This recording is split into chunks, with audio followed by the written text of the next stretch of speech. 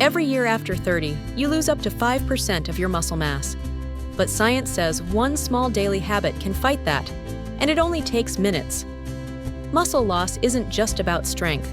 It affects your independence, balance, and energy. The medical term is sarcopenia, and by the time you feel it, the decline has already begun. But it's not too late. The habit: low-impact resistance training. Using a resistance band or light dumbbells for just 10 minutes a day improves muscle strength, joint support, and even brain function. Think arm curls, leg lifts. These movements activate muscle groups without strain. Studies show that regular resistance work increases protein synthesis, helping your body hold on to muscle as you age. Pair it with enough protein and hydration, and you're reinforcing your body from the inside out. Consistency beats intensity. One habit, a few minutes daily. Your muscles will remember.